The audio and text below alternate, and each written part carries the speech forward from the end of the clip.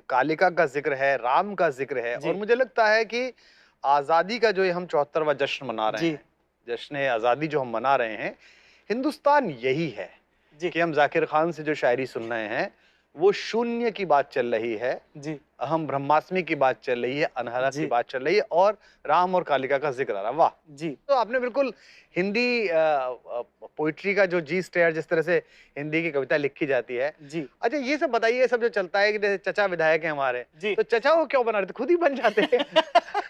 हमको तो तो हम अभ्यास भी है बनाने तो का, हम ये बनवा देते हैं। आपका जो पिछला सवाल है और इसका जवाब मैं दोनों मिला के आपको देता हूँ।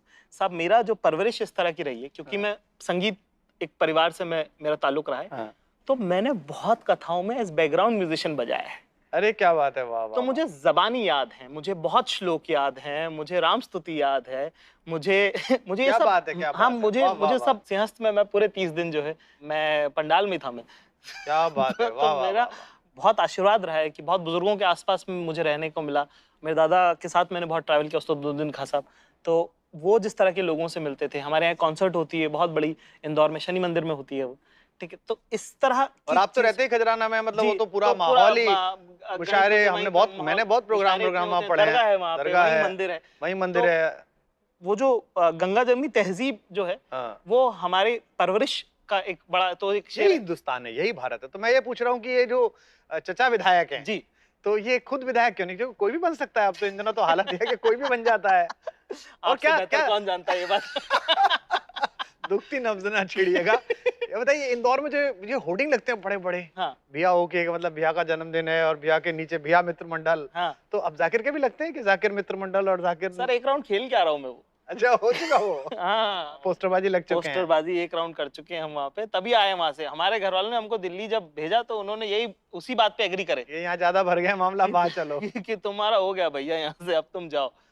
तो वो सारा जो सफ़र किया, तो वो सब अब जो सीखा मैं चाह रहा हूँ कि आप कुछ, चूँकि इंडिया शायरी प्रोजेक्ट है, कुछ थोड़ी-सी और कविताएँ मुझे अगर आप सुनाएँ और हमारे दर्शकों को सुनाएँ, तो जी, बहुत अच्छा जी, लगेगा। जी, बिल्कुल।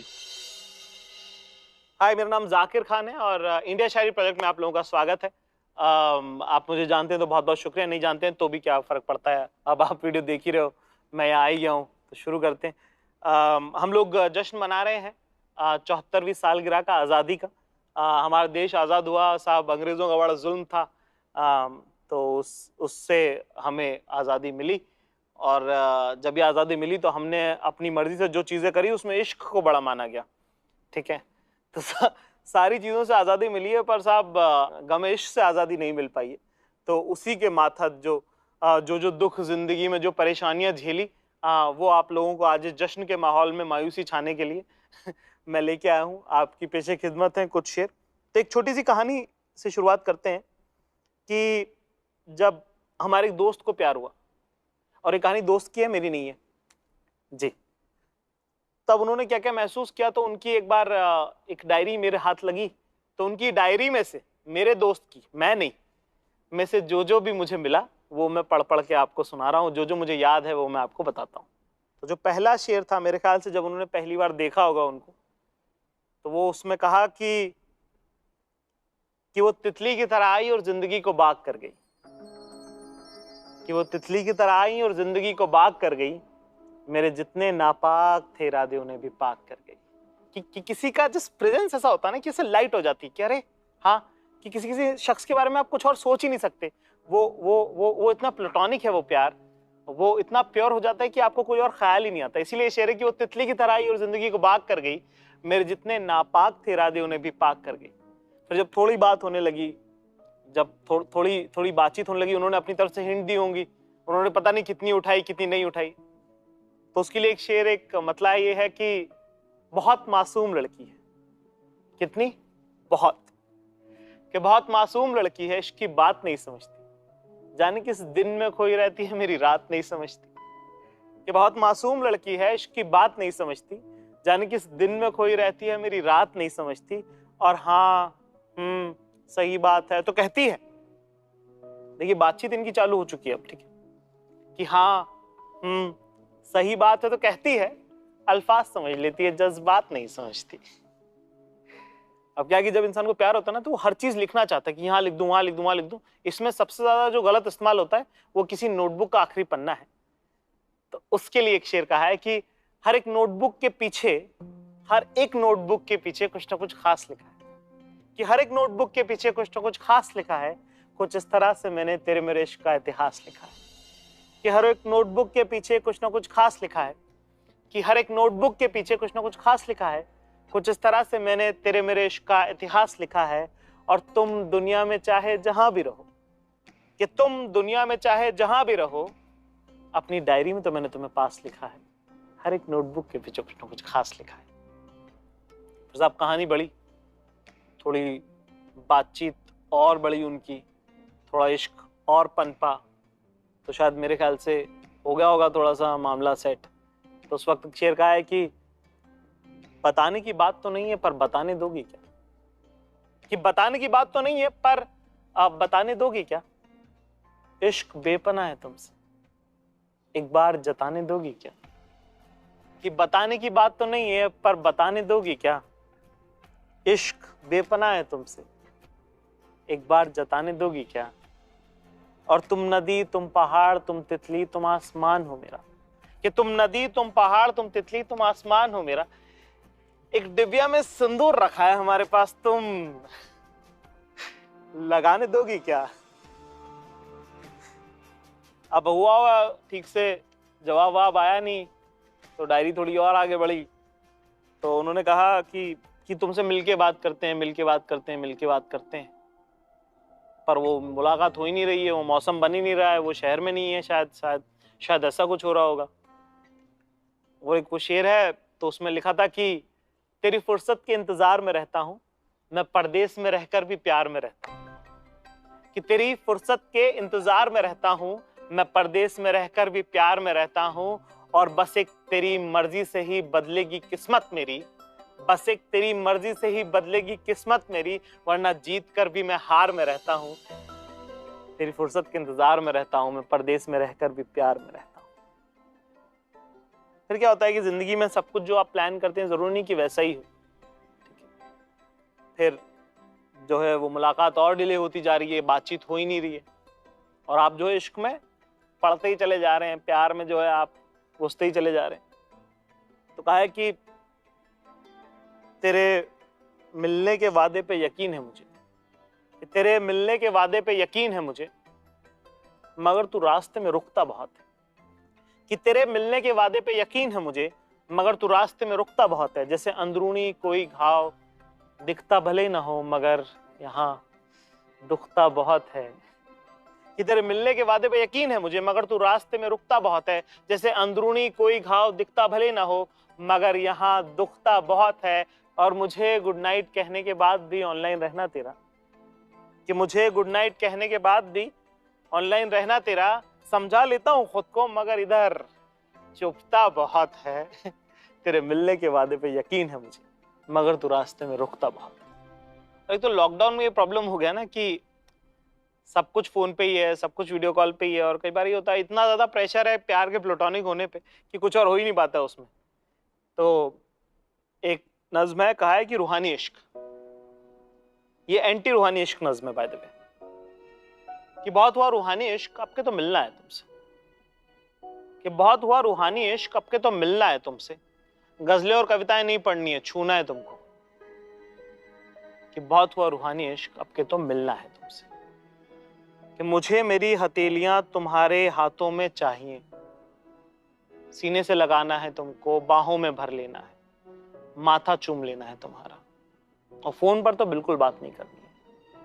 मुझे तुम्हारी पलकों को बंद होते और खुलते देखना है, खुशबू महसूस नहीं करना है, हाथ थामना है तुम्हारा, जुल्फों से खेलना है, कुछ काम बताना है तुमको, और तुम्हारे उठकर जाने से पहले कलाई से पढ़कर दोबारा बैठा लेना है।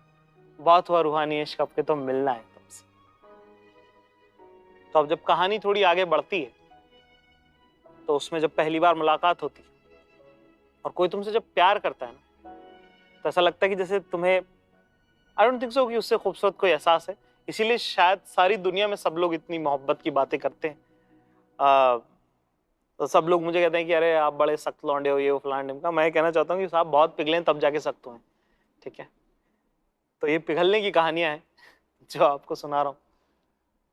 कहा है कि मुझे दोजख से उठाकर जन्नत के साथ रख दिया, कि मुझे दोजख से उठाकर जन्नत के साथ रख दिया। उसने शर्ट पर चूमा और फिर गाल पर हाथ रख दिया। कि मुझे दोजख से उठाकर जन्नत के साथ रख दिया। दोजख मतलब नर्क होता है, ज्यादातर लोगों को मेरे ख्याल से पता होगा। कि मुझे दोजख से उठाकर जन्नत के साथ रख दिया। उसने शर्ट पर चूमा, फिर गाल पर हाथ रख दिया। और हमें भी नुमाइश की तलब थी बहुत, हमें भी नुमाइश की तलब थी बहुत। उसने मेरा हाथ थामा और फिर हाथ पर हाथ रख दिया। उसने दोजख से उठाकर जन्नत के साथ रख दिया। जब जिंदगी में आपकी कहानी आगे बढ़ती है ना, तो एक शेर है कि जरूरी नहीं कि हर बार हर चीज मुकम्मल हो। बहुत बार आप जो चाहते हैं वो होता नहीं है। और मेरे ख्याल से मेरे जो ये दोस्त हैं, उनकी कहानी के साथ भी शायद कुछ इस तरह से हुआ कि जहां वो पहुंचना चाहते थे वहां नहीं पहुंचे और उनकी शादी तय हो गई कहीं और। तो जब आप प्यार करते हो तो आपको ऐसा लगता है कि यार इस शख्स पे मैंने इतना वक्त बिताया है, तो इनकी जिंदगी में जो नया आदमी आएगा, जो भी इंसान आएगा, उसको यार मैं बता देता हूँ ना कि मैंने क्या क्या सीखा है, ताकि को ह्यूमन हिस्ट्री का टाइम और वेस्ट ना हो, कि हम होमोसेपियंस एक दूसरे की मदद कर सकते हैं। तो वैसा ही कि तो ये खत है, नज्म है कि ये खत है उस गुलदान के नाम जिसमें रखा फूल कभी हमारा था। तो कहा है कि ये खत है उस गुलदान के नाम जिसमें रखा फूल कभी हमारा था। कि वो जो अब तुम उसके मुख्तार हो तो सुन लो, उसे अच्छा नहीं लगता। वो जब तुम उसके मुख्तार हो तो सुन लो, उसे अच्छा नहीं लगता। मेरी जान के हकदार हो तो सुन लो, उसे अच्छा नहीं लगता। कि वो जो जुल्फ बिखेरे तो बिखरी न समझना, कि वो जो जुल्फ बिखेरे तो बिखरी न समझना। अगर जो माथे पे आ जाए तो बेफिक्री न समझना। दरअसल से ऐसी पसंद है, उसकी आजादी उसकी खुली जुल्फों में बंद है। जानते हो वो अगर 1000 बार जुल्फे ना सवारे तो उसका गुजारा नहीं होता। वैसे दिल बहुत साफ है उसका, इन हरकतों को इशारा नहीं होता। कि वो जो जुल्फ बिखेरे तो बिखरी न समझना, अगर जो माथे पे आ जाए तो बेफिक्री न समझना। दरअसल उसे ऐसे ही पसंद है, उसकी आजादी उसकी खुली जुल्फों में बंद है। जानते हो वो अगर 1000 बार जुल्फे ना सवारे तो उसका गुजारा नहीं होता। वैसे दिल बहुत साफ है उसका, इन हरकतों को इशारा नहीं होता। खुदा के वास्ते उसे कभी टोक न देना, उसकी आजादी से उसे तुम रोक न देना। क्योंकि अब मैं नहीं, तुम उसके दिलदार हो तो सुन लो, उसे अच्छा नहीं लगता। फिर क्या होता कि बीच में पैचअप हो गया साहब, है ना, थोड़ी बातचीत होने लग गई, थोड़ा मुलाकात बढ़ गई फिर से। तो आप बात करते हो तो आप हर तरह की बात करते हो ना। तो उस वक्त एक शेर ऐसा लिखा था, कहा था कि मैंने नहीं लिखा था, मेरे दोस्त ने लिखा था। कहा था कि कभी कभी सोचता हूं कि वो सब कुछ बता दूं तुमको जो इस दुनिया के बारे में समझ लिया है मैंने। कि कभी कभी सोचता हूं कि वो सब कुछ बता दूं तुमको जो इस दुनिया के बारे में समझ लिया है मैंने। फिर सोचता हूं कि क्या करोगी जानकर, हम दोनों के हिस्से का तो समझ लिया है ना मैंने। तुम तो ये बताओ ये सूट कहां से लिया तुमने। और क्या होता है कि कई बार आपने किसी शख्स पे इतना वक्त लगाया है और वो ऐसे बिहेव करेंगे जैसे कुछ हुआ ही नहीं था, मतलब कुछ इतना खास गुजरा नहीं है। तो उसी बात के लिए एक शेर कहा था कि वो रिश्ता मेरे लिए 2 का पहाड़ा, जैसे 2 1 2 2 2 4, कि वो रिश्ता मेरे लिए 2 का पहाड़ा और उसके लिए 17 का टेबल हो गया। कि वो रिश्ता मेरे लिए 2 का पहाड़ा, उसके लिए 17 का टेबल हो गया है। उसे याद दिलाना पड़ता है, मुझसे भूला नहीं जाता है। फिर क्या होता है कि आप 2 लोग जब होते हैं रिश्ते में, तो वो जो है आसमान में आंख बंद करके उड़ने की तरह होता है, ठीक है। एक दूसरे पे उतना भरोसा आपको करना पड़ता है। और ऐसे में अगर एक शख्स आंख खोलकर लेफ्ट टर्न ले ले तो बहुत दिनों बाद आपको पता चलता है, ठीक है, कि उन्होंने जिंदगी में अलग फैसले लिए और वो आगे बढ़ गए। कई बार ये भी होता है कि जब आपका ब्रेकअप होता है, व्हेन यू गेट डम्प्ड, है ना, you the last person to know that you are going to get dumped. तो उसी एहसास के साथ एक शेर लिखा है, कहा है कि ख्वाबों की दीवार भरे बाजार में टूटी देखी है, ख्वाबों की दीवार भरे बाजार में टूटी देखी है, मैंने अनजान बुलेट के बगल में तेरी स्कूटी देखी है। और जब पहली बार आप ऐसा कुछ देखते हो तो आपको बड़ा गुस्सा आता है। उस वक्त एक नज्म मैंने कही थी, जो बहुत, मैं आज पूरी तो नहीं पढ़ूंगा, थोड़ी सी पढ़ता हूं। कहा था कि मेरे कुछ सवाल हैं जो सिर्फ क़यामत के रोज पूछूंगा तुमसे, कि मेरे कुछ सवाल हैं जो सिर्फ क़यामत के रोज पूछूंगा तुमसे, क्योंकि उसके पहले तुम्हारी और मेरी बात हो सके इस लायक नहीं हो। आगे की नज्म कहीं और ढूंढ लीजिएगा आप। उसके बाद अगला शेर, पर ना हर बार आपको ऐसा लगता है कि क्योंकि इमोशंस है ना, कभी आपको बहुत प्यार आएगा, कभी बहुत घृणा होगी, कभी गुस्सा आएगा। शायरी ऐसी चीज है, वो सब अकोमोडेट करने को तैयार है, वो सब लेने को तैयार है। तो एक नज्म उस वक्त कही मैंने, और मेरा ऐसा मानना है कि किसी भी रिश्ते की उम्र इस बात से तय नहीं होती कि वो कितने साल चला, कि मुझे ऐसा लगता है कि किसी भी रिश्ते की उम्र इस बात से तय नहीं होती कि वो कितने साल चला, जबकि इस बात से तय होती कि उसका कितना सामान तुम्हारे पास रखा है।